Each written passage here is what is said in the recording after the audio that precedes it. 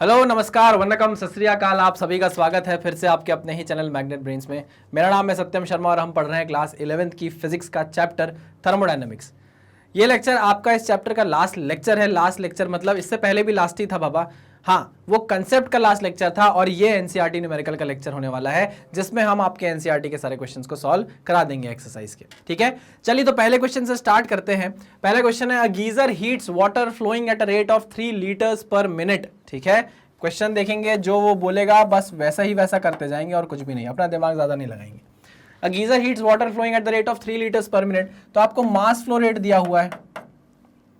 क्या दिया हुआ है? मास फ्लो रेट दिया हुआ है। बाबा ये जो 3 लीटर है ना, वाटर की डेंसिटी आप कितनी लेते हो? डेंसिटी ऑफ वाटर कितना होता है बाबा? डेंसिटी ऑफ वाटर होता है 1000 kg पर मीटर क्यूब।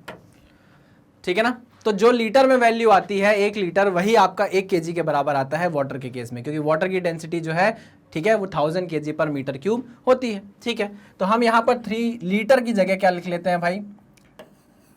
3 लीटर की जगह लिख लेते हैं 3 kg पर मिनट। कोई दिक्कत, कोई परेशानी नहीं? सर कोई परेशानी नहीं। From 27 degree Celsius to 77 degree Celsius. तो 27 डिग्री सेल्सियस से कहाँ तक पहुंचा है भाई? फाइनल टेम्परेचर आया है 77 डिग्री सेल्सियस तक। If the geyser operates on a gas burner, if the geyser operates on a gas burner, उस गीजर को एक गैस बर्नर पे रख दिया गया है। What is the rate of consumption of fuel if it's heat of combustion is 4 point. अच्छा, जो हीट आपको दे रहा है बर्नर, वो कितनी हीट है? 4 × 10⁴ जूल पर ग्राम। एक ग्राम को कितनी हीट, कितने जूल सप्लाई कर रहा है पर ग्राम? पर ग्राम है, किलोग्राम नहीं है, पर ग्राम है। तो जो हीट सप्लाई कर रहा है बर्नर, वो है 4 × 10⁴ जूल पर ग्राम। ठीक, और आपके पास कितना मास है बाबा? कितना मास है आपके पास? 3 kg पर मिनट आ रहा है। ठीक है ना? चलिए, यहाँ ग्राम है, यहाँ kg है, सही नहीं है, कुछ ना कुछ तो चेंज करना पड़ेगा। ठीक है, तो वो पूछ रहा है what is the rate of consumption of fuel. आप फ्यूल किस रेट से कंज्यूम करोगे अगर आपको क्या करना है? 3 kg पर मिनट से वाटर जो फ्लो हो रहा है उसका टेम्परेचर 27 से 77 डिग्री सेल्सियस करना है। तो ठीक है, तो मैंने ये बोला कि भैया कितनी हीट लग रही है, पहले तो हम ये देख ले। अगर हमको 3 लीटर पानी को 27 डिग्री सेल्सियस से 77 डिग्री सेल्सियस तक लेकर जाना है, तो ठीक है, आइए देखते हैं। चलो, तो एम एस डेल्टा टी पता है कि नहीं पता है आपको? बिल्कुल पता है सर। मास कितना दिया है? 3 kg, तो मैं उसको क्या कर देता हूं भाई? 3000 kg करता हूं। ठीक है ना? 3000 kg कर देता हूं। स्पेसिफिक हीट ऑफ वाटर होती है 4.2 किलो जूल पर kg केल्विन। ठीक, मैं क्या करता हूं भाई? इसको चेंज कर देता हूं, 1000 से मल्टीप्लाई करूंगा तो ये जूल में कन्वर्ट हो जाएगा। अरे हाँ कि नहीं? 1000 से कन्वर्ट करूंगा तो जूल में कन्वर्ट हो जाएगा, 1000 से मल्टीप्लाई करूंगा, और इधर भी 1000 से मल्टीप्लाई कर दूंगा।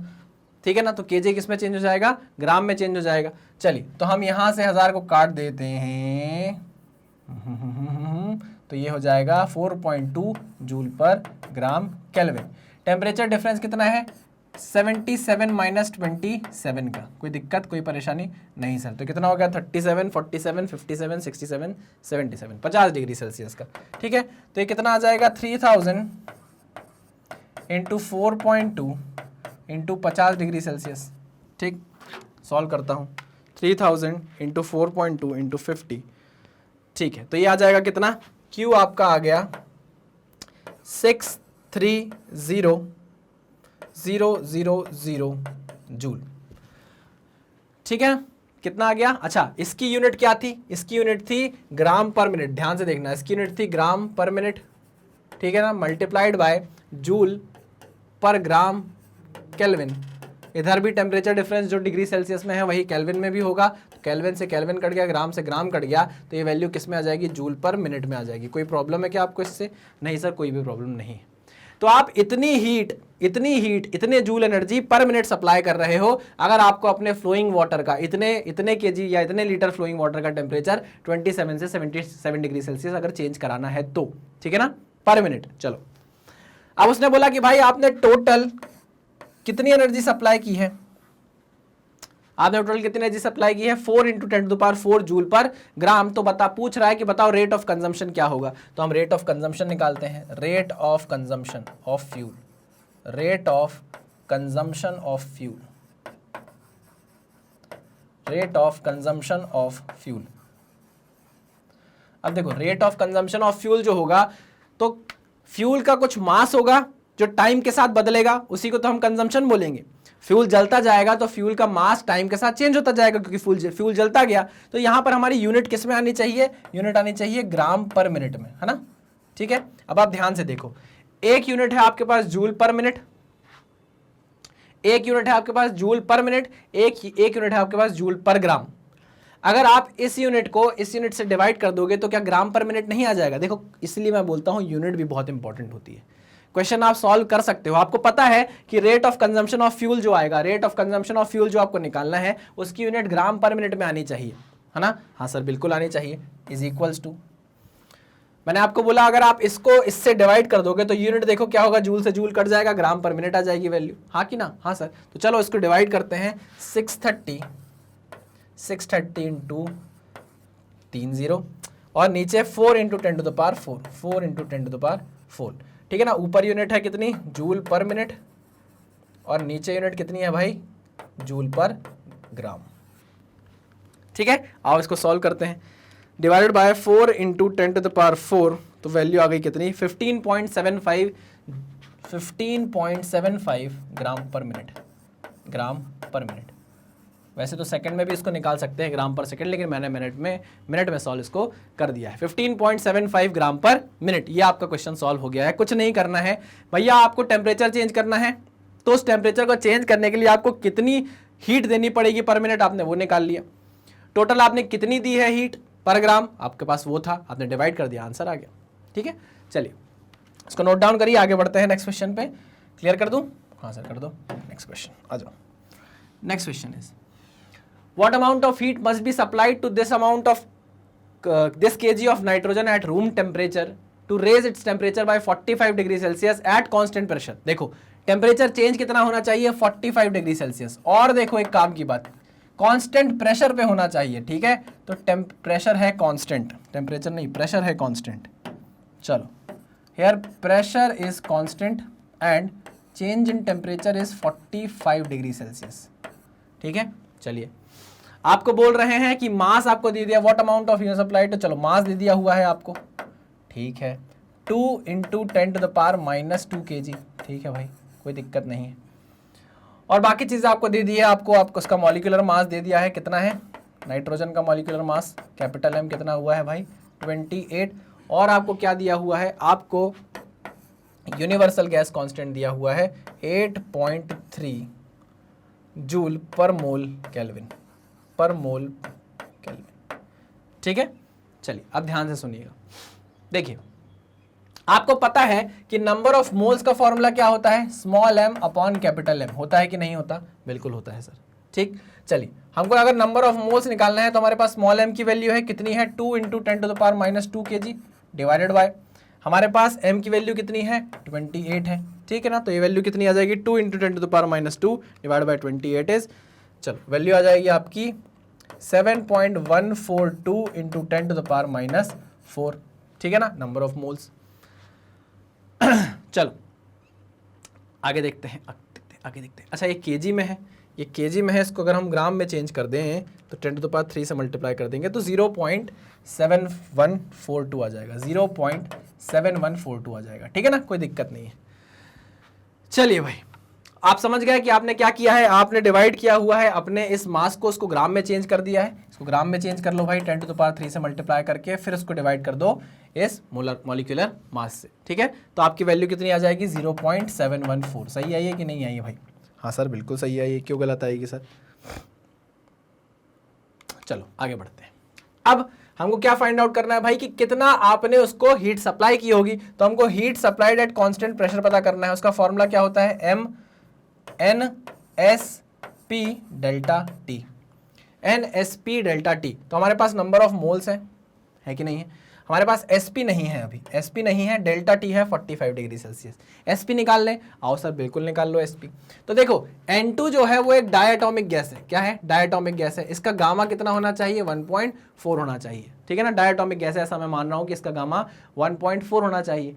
अगर नाइट्रोजन को मैं एक आइडियल गैस की तरह ट्रीट करूँ, अगर नाइट्रोजन को मैं एक आइडियल गैस की तरह ट्रीट करूँ, तो मैं बोल सकता हूँ कि Cp is nothing but R gamma R upon gamma -1, ये मैंने आपको बताया था, ठीक है। चलो गामा की वैल्यू आपके पास है 1.4, R की वैल्यू आपको दे दी गई है 8.3, ठीक है, डिवाइडेड बाय गामा की वैल्यू है 1.4 -1। चलो तो उसको सॉल्व करते हैं, 1.4 इंटू 8.3 डिवाइडेड बाय 1.4 -1, कितनी आ जाएगी वैल्यू, 29.05। कितनी आ गई Cp की वैल्यू, 29.05।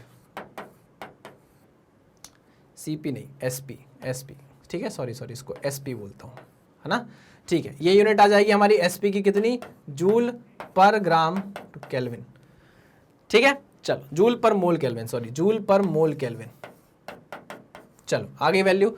अब आ जाओ यहाँ पे आपके पास नंबर ऑफ मोल्स हैं, हाँ सर नंबर ऑफ मोल्स हैं, कितने हैं, 0.714 इंटू SP कितना आया है 29.05 इंटू डेल्टा T कितना है 45 डिग्री सेल्सियस। तो आंसर कितना आ जाएगा, आंसर कितना आ जाएगा 0.714 इंटू 29.05 इंटू 45, आंसर आ जाएगा 933.37 जूल, ठीक है।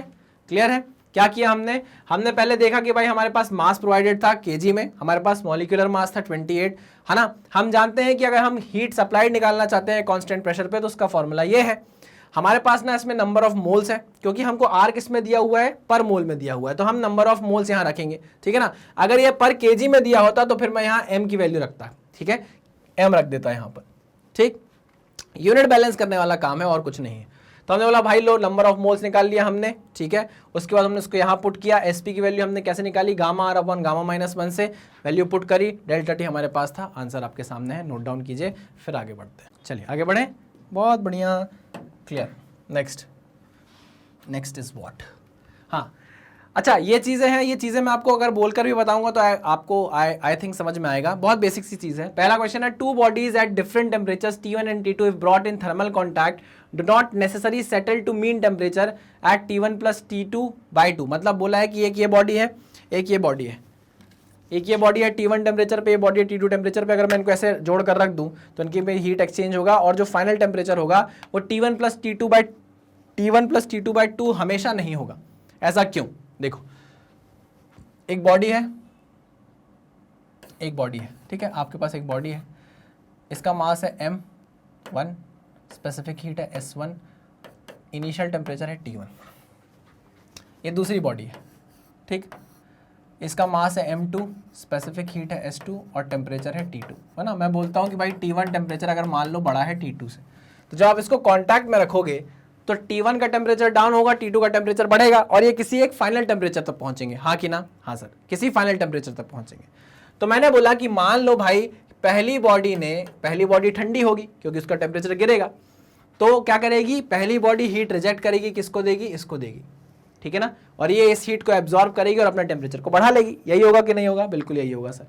तो मैंने बोला कि पहली वाली बॉडी ने फाइनल टेम्परेचर तक आने के लिए, ये देखो किसी फाइनल टेम्परेचर तक आएंगे ना, मैंने बोला भाई T1 और T2 एक फाइनल टेम्परेचर तक आ गए TF, ठीक है ना।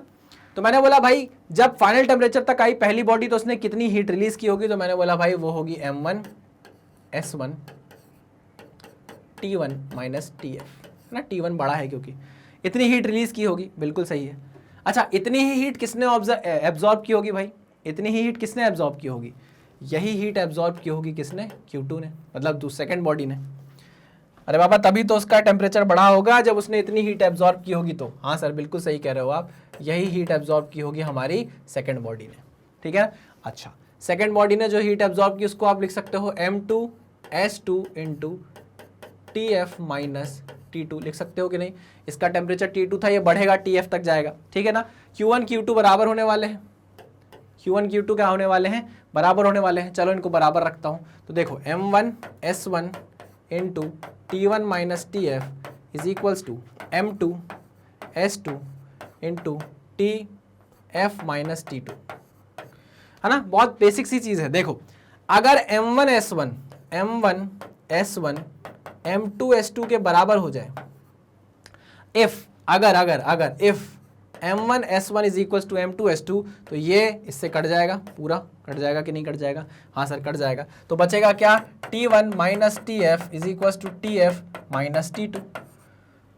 ठीक है, इसको इधर लेकर आएंगे तो ये बचेगा T1 plus T2 is equal to twice of TF। तो TF की वैल्यू कितनी आएगी, TF की वैल्यू आ जाएगी T1 प्लस T2, ठीक है ना, बाय 2। यही पूछा है उसने कि फाइनल टेम्परेचर जो होगा वो एवरेज टेम्परेचर होगा क्या हमेशा, मीन टेम्परेचर होगा क्या हमेशा, हमेशा नहीं होगा। उसकी एक कंडीशन है, और वो कंडीशन क्या है कि जब हीट कैपेसिटी ऑफ बॉडी 1 बराबर होगी किसके, हीट कैपेसिटी ऑफ बॉडी 2 के। याद रखना बाबा, ये पॉसिबल तब है जब heat capacity of body 1, heat capacity of body 1 लिख रहा हूं, is equal to heat capacity of body 2। Heat capacity of body 2 जब ये हो जाएगा ना, जब ये हो जाएगा तभी पॉसिबल है, तभी पॉसिबल है कि मेन फाइनल टेम्परेचर क्या है, मीन ऑफ बोथ टेम्परेचर है T1 प्लस T2 बाय 2। अगर ये पॉसिबल नहीं हो पाया तो ये कभी भी नहीं होगा। अच्छा, हीट कैपेसिटी का बराबर होने का मतलब ये नहीं है कि इंडिविजुअल बॉडी की स्पेसिफिक हीट बराबर है, मास इनटू स्पेसिफिक हीट का मल्टीप्लिकेशन बराबर है दोनों का। हो सकता है एक बॉडी का मास ज्यादा हो, स्पेसिफिक हीट कम हो सकता है दूसरी बॉडी की स्पेसिफिक हीट ज्यादा हो, मास कम हो, लेकिन जो दोनों का मल्टीप्लिकेशन है, हीट कैपेसिटी जो है वो बराबर आ रही है दोनों की, तब जाकर ऐसा होगा कि फाइनल टेम्परेचर मीन टेम्परेचर के बराबर आएगा, नहीं तो ऐसा नहीं होगा। ठीक है, चलिए पहला पॉइंट हो गया। दूसरा point, the coolant in a chemical or nuclear plant that is the liquid used to prevent the different parts of the plant from getting too hot should have high specific heat. तो बिल्कुल सही बात है भाई, coolant का काम क्या होता है, कूलेंट क्या करता है, ज्यादा से ज्यादा हीट एब्जॉर्ब करता है और फिर ज्यादा से ज्यादा हीट रिलीज करता है, यही तो काम होता है कूलेंट का भाई। हाँ, तो भाई जो हीट होती है, क्यू हीट जो होती है वो होती है MS डेल्टा T, यानी Q is directly proportional to specific heat. तो जिस कूलेंट की स्पेसिफिक हीट ज्यादा होगी वो ज्यादा हीट एब्जॉर्ब करेगा, ज्यादा हीट रिजेक्ट करेगा, है ना। तो भाई कूलेंट के लिए तो होना ही चाहिए कि उसकी स्पेसिफिक हीट क्या हो, ज्यादा हो। ठीक है, next point, air pressure in a car tyre increases during driving. बाबा अगर हम एयर की बात करें तो एयर में चार्ल्स लॉ, एयर प्रेशर की बात करें कार टायर में, तो कार टायर देखो क्या हो गया, एक कांस्टेंट वॉल्यूम टायर हो गया, है ना। उसके अंदर आपने क्या कर दिया भाई, अपनी गैस एयर भर दी या नाइट्रोजन गैस, जो भी गैस आजकल भरी जाती है वो भर दी है, टायर भर दिया आपने गैस से। अब भैया वॉल्यूम तो कांस्टेंट हो गई, अब वॉल्यूम कांस्टेंट हो गई, तो भैया जब वॉल्यूम कांस्टेंट हो जाती है, ध्यान से देखना, PV is equals to nRT अगर मैं लगा दूं और बोलूं कि वॉल्यूम इज कांस्टेंट, तो हम बोलेंगे भाई nR भी कांस्टेंट है, वॉल्यूम भी कांस्टेंट है, तो pressure is directly proportional to temperature. तो अगर आप बोलोगे कि कार के टायर को लगातार चलाया जा रहा है तो ऑब्वियस सी बात है, फ्रिक्शन के कारण और इन सब चीजों के कारण उसमें क्या होगा, हीट रिलीज होगी, टेम्परेचर बढ़ेगा, और जब टेम्परेचर बढ़ेगा तो प्रेशर भी बढ़ेगा। ठीक है, तो एयर जो भरी होती है हमारे कार टायर के अंदर या बाइक टायर के अंदर, जब आप उसको चलाते हो तो उसका प्रेशर क्या करता है, बढ़ता जाता है। ठीक है, चलिए बिल्कुल next, the climate of a harbour town is more temperate than that of a town in a desert at the same time. अब आप जानते हो उसका रीजन क्या है, सुबह आपकी सी ब्रीज रहती है, रात को आपको रात में क्या होती है, लैंड ब्रीज होती है आपके हार्बर टाउन में, इसलिए वहाँ का टेम्परेचर होता है, वहाँ का जो वो होता है, क्या बोलते हैं उसको, क्लाइमेट होता है। जो हार्बर टाउन का क्लाइमेट होता है वो टेम्परेट इसलिए होता है क्योंकि वहाँ सुबह सी ब्रीज चलती है, शाम को लैंड ब्रीज चलने लग जाती है। ठीक है ना, लेकिन डेजर्ट में ऐसा कुछ होता नहीं है। ठीक है ना, चलिए इसलिए ये रीज़न है। चलिए आगे बढ़ें, मिटा दूँ इसको, बिल्कुल मिटा दीजिए सर। चलिए चलिए चलिए next is a cylinder with a movable piston contains 3 moles of hydrogen at standard temperature and pressure. The walls of the cylinder are made of a heat insulator and the piston is insulated by having a pile of sand on it. By what factor does the pressure of gas increase if the gas is compressed to half of its original volume? बाप रे, इतनी अंग्रेजी, थोड़ा दूर से आगे पढ़ता हूँ। A cylinder with a movable piston contains 3 moles of hydrogen at standard temperature and pressure. ठीक है, the walls of the cylinder are made of a heat insulator. अच्छा, the walls of the cylinder are made of heat insulator, मतलब बोल दिया भैया heat insulator है, मतलब यहाँ पर Q क्या होगा, 0 होगा, हीट का ट्रांसफर नहीं हो पाएगा। And the piston is insulated by having a pile of sand on it. By what factor does the pressure of the gas increase if the gas is compressed to half of its original volume. भैया भैया भैया भैया भैया भैया, ये कौन सी process हो गई, ये कौन सी प्रोसेस हो गई? The process is adiabatic, the process is adiabatic, the process is adiabatic, the process is adiabatic. ठीक, चलिए तो हम यहाँ पर रिलेशन लगा सकते हैं कि P1 V1 to the power gamma is equal to P2 V2 to the power gamma. ठीक है ना, चलिए आगे देखते हैं। अब देखो हाइड्रोजन जो है वो भी एक डायटोमिक गैस है, उसके लिए भी आप गामा की वैल्यू क्या ले सकते हो भाई? गामा की वैल्यू आप ले सकते हो 1.4। ठीक है, चलिए अब वॉल्यूम जो बोला है, gas is compress to half of its original volume. V2 की वैल्यू क्या है? V1/2 है, तो P1 V1 की power gamma is equal to P2 और V2 की वैल्यू कितनी हो गई? V1 का हाफ की पावर गामा। ठीक है, चलिए अब आपको P2/P1 देखते हैं कितना होगा, तो V1 to the power gamma या V1 अपॉन V1 ऊपर 2 घूम के चला जाएगा to the power gamma is equal to P2/P1। तो देखो V1 से V1 कट गया, इसकी पावर कितनी है? 1.4 है, तो P2/P1 is equal to 2 to the power gamma, 2 to the power gamma, gamma की वैल्यू कितनी हो गई? 1.4। तो P2 की वैल्यू कितनी आ गई? P2 की वैल्यू आ गई P1 into 2 to the power 1.4। ठीक है, ये आ गई आपकी P2 की वैल्यू। पूछा क्या है भाई? वो फैक्टर पूछ रहा है, by what factor does the pressure of the gas increase if the gas is compressed to half of its original value. आपसे फैक्टर पूछ रहा है, चलो फैक्टर बता देते हैं यार, इसको थोड़ा सही कर देते हैं। तो P2 is equal to P1 into 2 to the power 1.4। अब P1 क्या है? स्टैंडर्ड टेम्परेचर एंड प्रेशर बोला है, तो हमने बोल दिया भाई ये 1 atm है, इंटू 2 टू द पावर 1.4, ये कितना आ जाएगा? 2.64। कितना आ जाएगा भाई? 2 to the power 1.4, 2 to the power 1.4 is 2.64। ठीक, तो ये फैक्टर क्या हो गया भाई? फैक्टर आपकी वैल्यू आ गई, आंसर क्या आ गया? 2.64। इस फैक्टर से बढ़ जाएगा। ठीक है, चलिए भाई, तो ये क्वेश्चन भी क्या हो गया है? ध्वस्त हो गया है। आइए आगे बढ़ते हैं नेक्स्ट क्वेश्चन पे। Next question, in changing the state of a gas adiabatically, देखो प्रोसेस उसने बता दी है कि आप स्टेट कैसे चेंज कर रहे हो adiabatically, from an equilibrium state A to another equilibrium state B, an amount of work equal to 22.3 joule is done on the system. देखिए अब यहाँ पर ना आपकी नॉलेज अब काम आएगी कि आपने अच्छे से कंसेप्ट को पकड़ा है या नहीं। I'm सॉरी, चलिए तो मैं ये बोल रहा था कि अब आपके यहाँ नॉलेज काम आएगी कि आपने कंसेप्ट को ढंग से पकड़ा है या नहीं पकड़ा है। Work done on the system, पहली बात तो प्रोसेस कैसी है? एडियाबैटिक प्रोसेस है। कैसी प्रोसेस है? एडियाबैटिक प्रोसेस है। ठीक,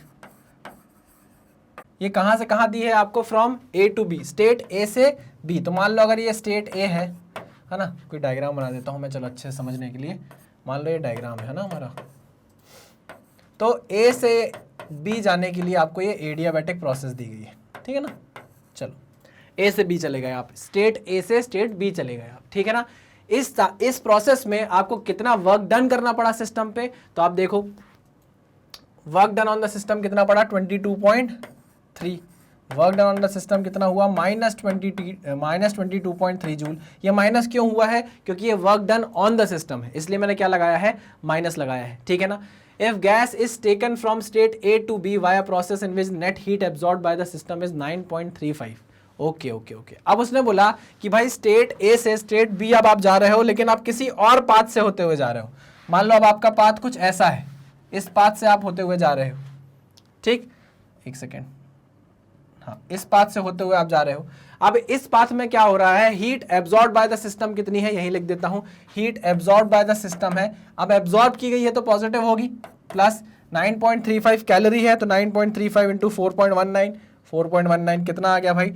39.17 जूल। इतनी हीट क्या कर ली है सिस्टम ने? एब्जॉर्ब कर ली है। How much is the net work done by the system in the latter case? अब वो बोल रहा है कि इस रेड वाली प्रोसेस में बताओ कितना वर्क डन लगा होगा। ठीक है, देखो ध्यान से समझना, जब आप इस वायलेट कलर वाली लाइन से गए, ए से बी जब आप गए वायलेट कलर वाले पाथ से, ठीक, तो आप जानते हो कि यार इनिशियल पॉइंट और फाइनल पॉइंट तो ए और बी ही होने वाला है, चाहे आप किसी भी पाथ से जाओ, हाँ कि ना?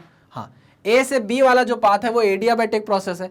तो हम जानते हैं एडियाबैटिक प्रोसेस के लिए PV to the power gamma is equal to constant process है। हीट ट्रांसफर कितना होता है? हीट ट्रांसफर 0 होता है। ठीक, तो अगर हीट ट्रांसफर 0 है तो हम फर्स्ट लॉ लगा के बोल सकते हैं del Q is equal to del U plus del W. ठीक, अब डेल्टा क्यू 0, तो यहाँ बोल सकते हो आप कि delta W is equal to minus of delta U, ठीक है ना। अब work done on the system हुआ है -22.3 जूल का, is equal to minus of change in internal energy, minus minus cut जाएगा, तो आप मुझे बताओ चेंज इन इंटरनल एनर्जी कितनी आ गई, 22.3 जूल आ गई कि नहीं आ गई? आ गई सर। ये जो चेंज इन इंटरनल एनर्जी आई है, क्या ये यू बी माइनस यू है? क्या वो इस पॉइंट और इस पॉइंट के लिए है? हाँ सर। बाबा अब आप इस पाथ से जाओ, रेड वाले पाथ से जाओ, कोई भी ग्रीन वाला पाथ बना लो, अगर उसका इनिशियल और फाइनल पॉइंट यही है, तो क्या चेंज इन इंटरनल एनर्जी बदल जाएगी क्या? नहीं। क्यों? क्योंकि it is a property, change in internal energy is a property. बाबा अगर इनिशियल और फाइनल पॉइंट सेम है तो हमेशा चेंज इन इंटरनल एनर्जी क्या रहने वाली है? सेम रहने वाली है। आई मेरी बात समझ में? तो चलिए अब हम देखते हैं रेड वाले पाथ के लिए। किस पाथ के लिए? तो मैं इसको रेड कलर वाले पेन से सॉल्व करता हूं। रेड वाले पाथ के लिए देखते हैं, फर्स्ट लगा के delta Q is equal to del U plus del W. आपको डेल डब्ल्यू पता करना है। हीट ट्रांसफर आपको दे दिया है प्लस में 39.17 joule is equal to change in internal energy कितनी है? निकाल ली है आपने, वो सेम होगी यहाँ पर 22.3 प्लस डब्ल्यू। चलो निकालते हैं, 39.17 माइनस 22.3 वैल्यू कितनी आ गई? 16.87। तो ये वर्क डन आ गया 16.87, पॉजिटिव आया है, इसका मतलब ये है कि ये work done by the system है। क्या ये work done by the system है? क्लियर बात है, पक्की बात है। वही कंसेप्ट था जो हमने ऑलरेडी पढ़ा हुआ है, इसको नोट डाउन कर लीजिए, फिर नेक्स्ट क्वेश्चन पर चलते हैं। चलो क्लियर। नेक्स्ट क्वेश्चन इज, अच्छा, two cylinders A and B of equal capacity are connected to each other via stop cock. ओहो, दो कंटेनर बना रहा हूं मैं, एक ये कंटेनर है, ठीक, और एक ये कंटेनर है, एक ये कंटेनर है और एक ये कंटेनर है, ठीक। आई बात समझ में? और ये कंटेनर क्या है भाई? एक स्टॉप कॉक से जुड़े हुए हैं, वॉल्व लगा हुआ है बीच में, मान लो, है ना, एक ऐसा वॉल्व लगा हुआ है, ठीक है, ये वॉल्व है। और ये क्या है भाई? इंसुलेटेड, थर्मली इंसुलेटेड है, ना हीट इसके अंदर आ सकती है कंटेनर्स के अंदर, ना इस कंटेनर से हीट बाहर जा सकती है, ठीक है। दूसरी बात, ए कंटेन्स अ गैस, सॉरी, जो ए कंटेनर है ये आपका ए कंटेनर है, ये आपका बी कंटेनर है। A contains a gas at standard temperature and pressure, ठीक है, and B is completely evacuated. बाबा देखो यहाँ पर गैस है, इधर गैस है, ठीक है ना, और ये वॉल्व अभी बंद है, यहाँ गैस है लेकिन ये वॉल्व अभी बंद है, और ये क्या है? कंप्लीटली इवैक्यूएटेड है, यहाँ कुछ भी नहीं है, ठीक है ना, कुछ भी नहीं है यहाँ पर। The entire system is thermally insulated, the stop cock is suddenly open, answer the following, what is the final pressure of the gas in A and B. देखो मेरी बात ध्यान से समझना, वैसे तो ये क्वेश्चन थोड़ा सा अगर देखा जाए तो थोड़ा सा सिलेबस के थोड़ा सा आगे जाता है। एक प्रोसेस होती है फ्री एक्सपेंशन। फ्री एक्सपेंशन क्या होता है? मेरी बात ध्यान से सुनना। देखो अगर मैं इस वॉल्व को खोलता हूं, मेरी बात ध्यान से सुनना कहानी की तरह, जब इस वॉल्व को खोला जाएगा तो ये गैस रश करेगी, कहां जाएगी? जो खाली स्पेस है उसको भरने जाएगी। लेकिन भैया इस खाली गैस को आगे चलने के लिए क्या चाहिए? काइनेटिक एनर्जी चाहिए। इनके मॉलिक्यूल्स को आगे बढ़ने के लिए क्या चाहिए? काइनेटिक एनर्जी चाहिए, ठीक। मान लो अभी गैस का इनिशियल टेम्परेचर है Ti, अब इनिशियल टेम्परेचर कितना था? Ti था। जैसे ही आपने वॉल्व खोला, गैस ने आगे बढ़ना चाहा, अब गैस को आगे बढ़ने के लिए काइनेटिक एनर्जी चाहिए, तो वो क्या करेगी? बोलेगी मुझे काइनेटिक एनर्जी दो। तो मॉलिक्यूल्स बोलेंगे हम तुमको कहां से दे? हमें इंसुलेट करके रखा गया है, बाहर से तो हम कुछ ले नहीं सकते। अच्छा, तो मॉलिक्यूल्स ने बोला बाहर से कुछ ले नहीं सकते, तो जो तुमने अपने अंदर स्टोर करके इंटरनल एनर्जी रखी है, मुझे उससे काइनेटिक एनर्जी दे दो, ठीक है। तो क्या होगा? जैसे जैसे गैस आगे बढ़ने लगेगी ना, तो इस गैस की खुद की इंटरनल एनर्जी कम होने लगेगी। क्या कम होने लगेगी? इंटरनल एनर्जी कम होने लगेगी। इंटरनल एनर्जी जो कि फंक्शन ऑफ टेम्परेचर होता है आइडियल गैस में, इंटरनल एनर्जी कम होने लगेगी, ठीक है ना। और क्या बढ़ने लगेगी? काइनेटिक एनर्जी बढ़ने लगेगी। अब जब काइनेटिक एनर्जी बढ़ने लगेगी तो ये गैस के मॉलिक्यूल्स आगे भागने लगेंगे, भागते आएंगे और धड़ाम से बढ़ जाएंगे। किससे? इस वॉल से बढ़ जाएंगे। भैया मॉलिक्यूल्स की आंखें थोड़ी नहीं होती हैं, मॉलिक्यूल्स तो जाएंगे भड़ाम से भिड़ जाएंगे। किससे? वॉल से। अब जैसे ही भड़ाम से वॉल से भिड़ेंगे तो इनकी काइनेटिक एनर्जी क्या हो जाएगी? डाउन हो जाएगी, ड्रॉप हो जाएगी। काइनेटिक एनर्जी क्या हो जाएगी? ड्रॉप हो जाएगी, और वापस वो किस में कन्वर्ट हो जाएगी? इंटरनल एनर्जी में कन्वर्ट हो जाएगी, ठीक है ना, पक्का? हाँ सर, ठीक है। तो इनिशियल इंटरनल एनर्जी जितनी थी, बाद में फाइनल इंटरनल एनर्जी भी उतनी ही हो जाएगी, ठीक है ना। तो मैंने ये बोला कि जितनी इंटरनल एनर्जी इनिशियली थी, बाद में जाके फाइनली भी उतनी इंटरनल एनर्जी हो जाएगी। मतलब इनिशियल टेम्परेचर जितना था, बाद में जाके उतना ही टेम्परेचर हो जाएगा, क्योंकि internal energy is a function of temperature in ideal gases. ठीक है, हाँ सर बिल्कुल बात समझ में आ गई। अच्छा, तो भाई ये बात आप समझो कि इनिशियल टेम्परेचर और फाइनल टेम्परेचर सेम है, लेकिन बीच में ऐसा नहीं बोल रहा मैं, बीच में ऐसा नहीं बोल रहा कि टेम्परेचर कहीं डाउन नहीं हुआ। मैंने आपको बोला ना कि गैस को आगे बढ़ने के लिए काइनेटिक एनर्जी चाहिए, उसको काइनेटिक एनर्जी कौन दे रहा है, ये इंटरनल एनर्जी दे रही है। तो देखो इंटरनल एनर्जी डाउन हो रही है बीच में, जैसे जैसे गैस आगे बढ़ रही है इंटरनल एनर्जी डाउन हो रही है। अगर इंटरनल एनर्जी डाउन हो रही है तो टेम्परेचर भी डाउन हो रहा होगा, टेम्परेचर भी गिर रहा होगा। ठीक है ना, बाद में ये बात अलग है कि आखिरी में जाके इंटरनल एनर्जी बढ़ गई तो टेम्परेचर भी बढ़ गया। तो मैं ये बोल रहा हूं कि इनिशियल टेम्परेचर फाइनल टेम्परेचर के बराबर है, बट ये आइसोथर्मल प्रोसेस नहीं है। टेम्परेचर थ्रू आउट कांस्टेंट नहीं है, temperature through out the process constant नहीं रहा, बस इनिशियल टेम्परेचर और फाइनल टेम्परेचर क्या हो गए, बराबर हो गए। इसको बोलते हैं फ्री एक्सपेंशन प्रोसेस। ठीक है ना, इतनी बात समझ में आई है ना। अब वो पूछ रहा है what is the final pressure of the gas in A and B. देखो जब वॉल्व को खोल दोगे आप तो यहाँ पे गैस आ जाएगी, ये आ गई गैस, है ना। अब क्योंकि टेम्परेचर इनिशियल टेम्परेचर जो वॉल्व खुलने के पहले था और जो फाइनल टेम्परेचर जब गैस पूरे दोनों कंपार्टमेंट में फैल गई तो जो टेम्परेचर थे वो बराबर है। तो मैं यहाँ लिख रहा हूँ initial temperature is equal to final temperature, और ब्रैकेट में लिख रहा हूँ not isothermal process, not isothermal process. देखो अंतर है भाई, प्रोसेस का थ्रू आउट सेम टेम्परेचर में होना और प्रोसेस के इनिशियल टेम्परेचर और फाइनल टेम्परेचर का सेम होना अलग अलग बात है। ठीक है ना, चलो ओके। अब भैया initial temperature is equal to final temperature, इसको मैं लिख सकता हूं क्या, P I V I is equal to P F V F लिख सकता हूं क्या, बिल्कुल लिख सकते हैं सर। भाई मास तो कांस्टेंट रहेगा, अंदर गैस का मास कांस्टेंट और गैस का नेचर भी चेंज नहीं हुआ तो उसका आर भी कांस्टेंट। ठीक है सर, तो देखो आपको इनिशियल प्रेशर स्टैंडर्ड टेम्परेचर और प्रेशर दिया हुआ था, तो इनिशियल प्रेशर मान लो atmospheric pressure.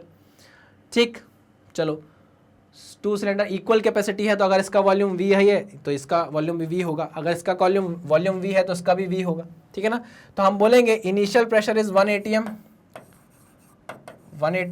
Into initial volume मान लो V है, इनिशियल वॉल्यूम इसका V है, फाइनल प्रेशर हमको निकालना है P2। अच्छा, अब गैस का फाइनल वॉल्यूम कितना हो गया, पहले V था, अब इधर भी V है इधर भी V है, तो ये कितना हो गया, 2V हो गया कि नहीं हो गया। तो V से हमने V को काट दिया, तो आप बोलोगे जो फाइनल प्रेशर है P2 वो कितना आ जाएगा, 0.5 atm। क्या आ जाएगा भाई, 0.5 atm। कुछ गलत कहा मैंने? नहीं सर, कुछ भी गलत नहीं कहा है आपने। चलिए बढ़िया, चलो next point, what is the change in internal energy of the gas. बताओ भैया, change in internal energy of the gas मतलब final internal energy minus initial internal energy. तो मैंने आपको बोला जब इनिशियल टेम्परेचर और फाइनल टेम्परेचर सेम है तो हम बोलेंगे कि इनिशियल इंटरनल एनर्जी और फाइनल इंटरनल एनर्जी भी सेम होगी, इंटरनल एनर्जी में कोई चेंज नहीं आएगा। इनिशियल और फाइनल पॉइंट पे बीच में गिरेगी इंटरनल एनर्जी, बीच में गिरेगी बाबा, लेकिन वो इनिशियल और फाइनल पॉइंट पे पूछ रहा है तो हम बोलेंगे कि इंटरनल एनर्जी फाइनल और इनिशियल पॉइंट पे क्या थी, सेम थी। ठीक है, next, what is the change in temperature of gas. अरे यार, जब इंटरनल एनर्जी में कोई चेंज नहीं आया तो टेम्परेचर में भी कोई चेंज नहीं आएगा, कहानी मैं आपको समझा चुका हूं, रीजन है free expansion. Next, do the intermediate states of the system before settling to the final equilibrium state lie on its PVT surface. नहीं, इक्विलिब्रियम चेंज होता जा रहा है, लगातार इक्विलिब्रियम चेंज हो रहा है बीच में, क्योंकि इंटरनल एनर्जी गिर रही है, फिर उसके बाद वो फाइनल पोजीशन पे पहुंच रही है जो इनिशियल के बराबर है, तो हम बोलेंगे कि ये लगातार क्या अपने पीवीटी सरफेस पर नहीं आ रहा है। ठीक है, चलिए भाई आगे बढ़ते हैं। क्लियर करूं? बिल्कुल क्लियर करो सर। चलिए, है ना, सब आपको बहुत बहुत बहुत बहुत इजी चीज़ है। फ्री एक्सपांशन थोड़ा सा और कॉम्प्लिकेटेड चीज़ है, उसमें एंट्रोपी का भी कंसेप्ट आता है, उसमें वर्क डन का भी कंसेप्ट आता है, उसमें एंथैल्पी का भी कंसेप्ट आता है, लेकिन अभी हम उसको पढ़ने की जरूरत बिल्कुल भी नहीं है। आगे बढ़ते हैं, next question. A steam engine delivers 5.4 into 10⁸ joule of work. एक स्टीम इंजन है जो कितना वर्क प्रोवाइड कर रहा है भाई। चलो इसको सॉल्व करते हैं। हम स्टीम इंजन बना सकते हैं क्या, स्कीमेटिक डायग्राम? हाँ सर बना सकते हैं, कि स्कीमेटिक डायग्राम बनाता हूँ। देखो टेम्परेचर पता है कि आपको, हमको टेम्परेचर नहीं पता, तो चलो छोड़ो, टेम्परेचर T1 लिख देते हैं, Q1 ये आपका इंजन है। क्या है भाई, ये इंजन है, ये वर्क परफॉर्म कर रहा है और हीट रिजेक्ट कर रहा है। Q2 किसको, सिंक को, जो T2 टेम्परेचर पे है। ठीक, क्या बोल रहा है, इंजन डिलीवर्स इतना अमाउंट ऑफ वर्क, तो वर्क की वैल्यू आपको कितनी दी है, 5.4 into 10⁸ into 10⁸ joule of work. पर मिनट, अच्छा पर मिनट भी है भाई, यूनिट डालो पूरी, पर मिनट। एंड सर्विसेज नहीं होगा, पर minute. And rejects 3.6 into 10⁹ joule of heat पर मिनट। अच्छा, तो इतना वर्क पर रिसीव्स होगा यार, रिसीव्स होगा, सर्विसेज नहीं रिसीव्स होगा ये। ठीक है ठीक है ठीक है, यहाँ पर थोड़ी सी स्पेलिंग गलत हो गई है, I am sorry for that. ये होगा रिसीव, रिसीव करेगा ना भाई।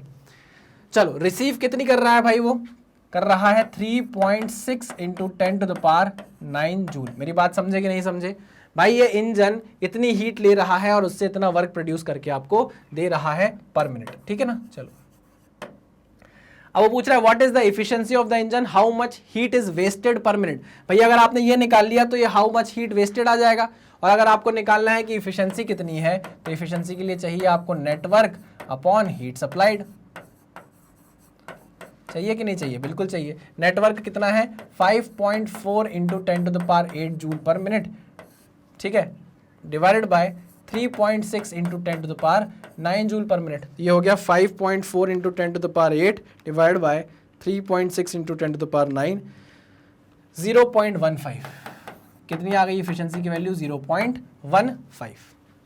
क्या आपको कोई दिक्कत है इस बात से, कितनी खराब इफिशिएंसी है, कितनी खराब इफिशिएंसी है। हाँ सर, अगर आप हमको टेम्परेचर बता देते ना सर, तो मैं आपको बता देता कि ये इंजन मैक्सिमम कितनी इफिशिएंसी, यहाँ पर कितनी इफिशिएंसी मैक्सिमम खींची जा सकती है अगर मैं कार्नोट का इंजन लगा दूँ तो, है ना। लेकिन अभी टेम्परेचर नहीं है तो कोई दिक्कत नहीं है, छोड़ो। How much heat is wasted per minute, भैया इतनी हीट वेस्ट हुई है, यही तो वेस्टेड है, ये आपने रिजेक्ट कर दिया है भाई। कैसे निकालोगे भाई, इससे ये माइनस कर दो, है ना। तो ये हो जाएगा 3.6 इंटू 10⁹ माइनस 5.4 इंटू 10⁸। वाह बहुत शानदार, बहुत ही शानदार। तो Q2 की वैल्यू कितनी आ गई 3.06 इंटू 10⁹ जूल, ठीक है। ये आ गई आपकी heat wasted, this is your heat wasted,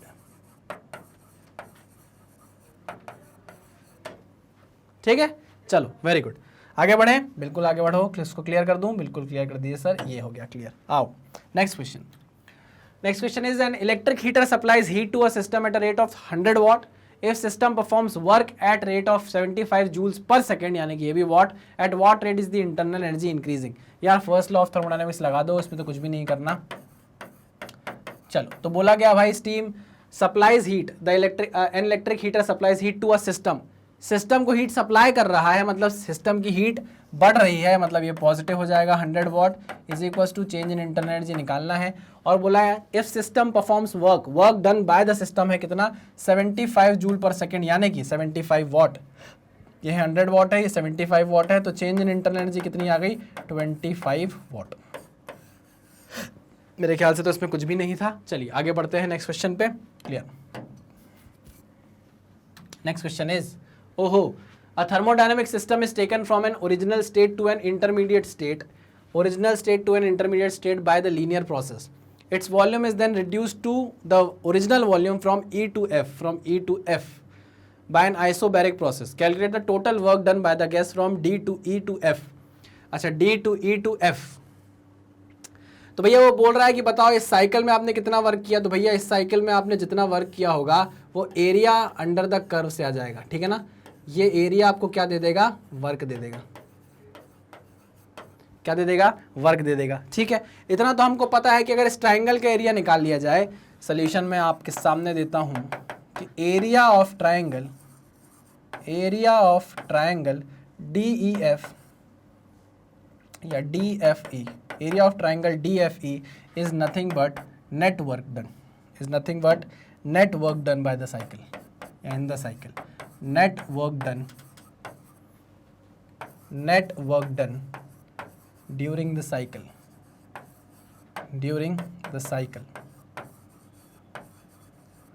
ठीक है। ओके, लाओ भाई एरिया ऑफ ट्राइंगल निकालना कोई बड़ी बात है क्या आपके लिए, नहीं बिल्कुल भी नहीं है सर। तो लाओ वर्क डन निकालें हम, half base into height. Base कितना है भाई, दिस इज योर बेस, ठीक। कितना होगा 5 - 2, तो ये हो गया 5 - 2 इंटू हाइट। हाइट कितनी हो जाएगी भाई 600 - 300, दिस इज योर हाइट। 600 - 300, तो ये हो जाएगा 600 - 300 इज 300, ठीक है। चलो तो ये हो गया work done is nothing but 1/2 into 5 minus 2 is 3 into 600 minus 300 is 300, ठीक। ये काटा 15, ये कितना हो गया 15 दूनी 30, 15 दिया 45, 450 जूल। ये पास्कल में था, ये मीटर क्यूब में था, तो आंसर जूल में आ जाएगा, ठीक है, पक्का 100%। चलो भाई ये हो गया टोटल वर्क डन हमारा इस साइकिल में। कोई दिक्कत कोई परेशानी नहीं, तो बड़ा बाएं हाथ का खेल था। चलिए आगे बढ़ते हैं, सॉल्व करता हूँ, मिटाता हूँ इसको, ये लो भाई clear. Next question, A refrigerator is to maintain eatables kept inside at 9 degrees Celsius. If room temperature is 36 degrees Celsius, calculate the coefficient of performance. ये देखो ये देखो ये देखो देखो, बहुत अच्छा क्वेश्चन आया है। एक रेफ्रिजरेटर है, उसको अपने ईटेबल्स को 9 डिग्री सेल्सियस पे रखना है। तो जो ईटेबल्स होते हैं वो आप रेफ्रिजरेटर के अंदर रखते हो कि रेफ्रिजरेटर के बाहर रखते हो, पहले तो मुझे ये बताओ। सर जो ईटेबल्स होते हैं, जो खाने लायक चीज़ें होती हैं, वो हम फ्रिज के अंदर रखते हैं। तो ये जो 9 डिग्री सेल्सियस है, ये आपको कहाँ मेंटेन करना है, फ्रिज के अंदर या फ्रिज के बाहर? सर फ्रिज के अंदर मेंटेन करना पड़ेगा ना, अगर खाने वाली चीज़ आप फ्रिज के अंदर रखते हो तो। हाँ बिल्कुल सही, ठीक है ना, उसको मेंटेन करके रखना है, ठीक। और आपके लिए हायर टेम्परेचर कौन सा है रेफ्रिजरेटर के लिए, जहां वो हीट रिजेक्ट करेगा, देगा अपनी हीट, तो वो है एनवायरनमेंट 36 डिग्री सेल्सियस पे। तो आप देखना, मैं डायग्राम बनाने जा रहा हूं कि ये है हमारा सिंक, यानी ये है हमारा वो रेफ्रिजरेटेड स्पेस जिसके अंदर अपने ईटेबल्स रखेंगे, जो 9 डिग्री सेल्सियस पे है। तो ये हो जाएगा 273 प्लस 9। 273 प्लस 9 कितना हो गया, उसको मिटा के लिख देता हूं अंदर ही। 273 प्लस 9 ये हो गया 282 केल्विन। हुआ कि नहीं हुआ? अब इस रेफ्रिजरेटेड स्पेस को आपको ठंडा रखना है, तो आपको लगातार इससे क्या खींचनी होगी भाई, इससे लगातार आप खींचोगे हीट, है ना, ठीक है। और ये किसको दोगे, इसको दोगे डिवाइस को, ये बाहर इलेक्ट्रिसिटी की मदद लेगा, और ये है हमारा Q2, और ये किसको दे देगा भाई, एनवायरनमेंट को रिलीज कर देगा। और यहाँ हमारा एनवायरनमेंट किस टेम्परेचर पर है भाई, 36 डिग्री सेल्सियस पर है, ठीक है ना। चलो 36 डिग्री सेल्सियस इज 273 प्लस 36 कितना हो गया, 6 3 9 7 3 10, चलो 309 केल्विन, ठीक है ना। ये हो गया 309 केल्विन। कोई दिक्कत कोई परेशानी नहीं? सर कोई भी परेशानी नहीं। चलो तो वो पूछ रहा है calculate the coefficient of performance. अब ये बताओ कि क्या उसने बोला है कि ये रेफ्रिजरेटर रिवर्सिबल है?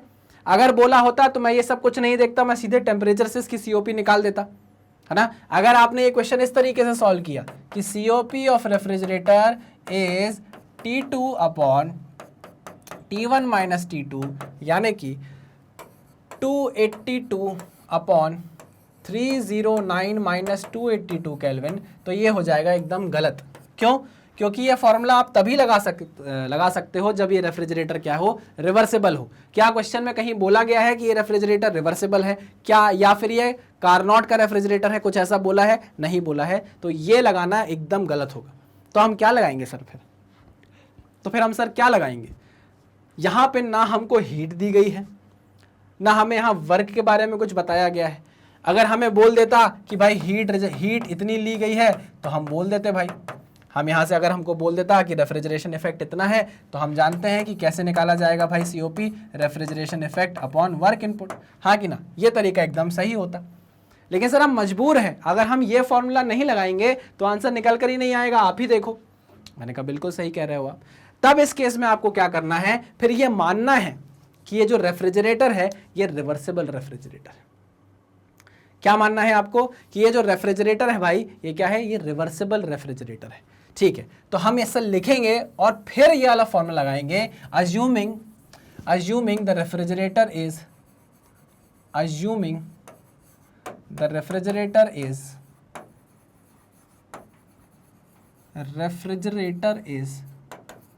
reversible,